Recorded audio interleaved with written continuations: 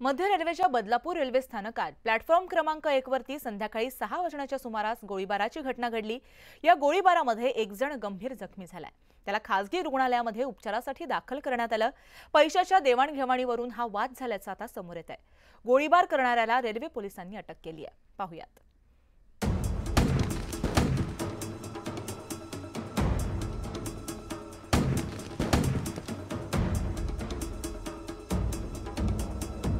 प्रवाशांच्या गर्दीनं खचाखच भरलेलं बदलापूर रेल्वे स्टेशन।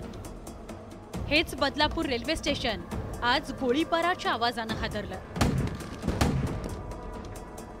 रेल्वे स्टेशनच्या प्लॅटफॉर्म क्रमांक 1 वर गोळीबाराची घटना घडली। विकास पगारे यानं संसारे नावाच्या आपल्याच ओळखीच्या तरुणावर गोळीबार केला। यात संसारे नावाचा तरुण जखमी झालाय। गोळीबाराच्या आधी दोघांमध्ये रेल्वे स्टेशनच्या बाहेर पैशावरून वाद झाला आणि त्यानंतर ते रेल्वे स्थानकावर आले। यातील विकास पगारेनं गोळीबार केला। गोळीबारानंतर रेल्वे ट्रॅकवरून पळून जाण्याचा प्रयत्न या आरोपीनं केला। मात्र त्याच वेळी रेल्वे स्टेशनवर तैनात असलेल्या रेल्वे पोलिसांनी त्याला ताब्यात घेतलं। त्याच्याकडचं पिस्तूल सुद्धा पोलिसांनी जप्त केलंय। रेल्वे स्टेशनवरच गोळीबाराची घटना घडल्यामुळे खळबळ उडाली आहे।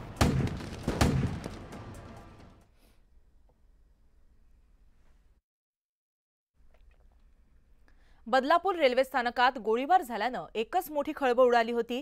या प्रकरणी कल्याण रेल्वे पोलिसांनी गोळीबार करणाऱ्या विकास पगारेला बेड्या ठोकल्यात। आरोपी विकास पगारे आणि शंकर संसारे या दोघांमध्ये बदलापूर रेल्वे स्थानकाबाहेर पैशांवरून वाद झाले होते। त्यानंतर ते दोघे रेल्वे स्थानकावर आले असता त्यांच्यातील वाद वाढल्यामुळे विकासनं रिव्हॉल्व्हरमधून शंकरवर 2 गोळ्या झाडल्या।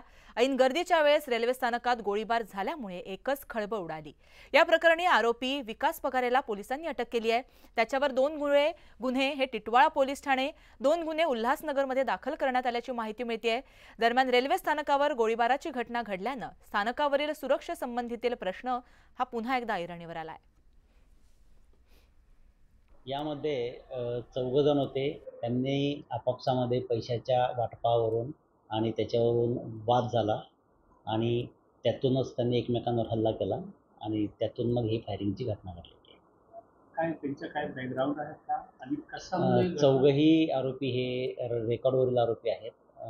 त्यातील जो आरोपी आपण ताब्यात घेतला आहे त्याच्यावर 2 गुन्हे टिटवाळ्याला दाखल आहेत, 1 आणि 2 गुन्हे उल्हासनगरला दाखल।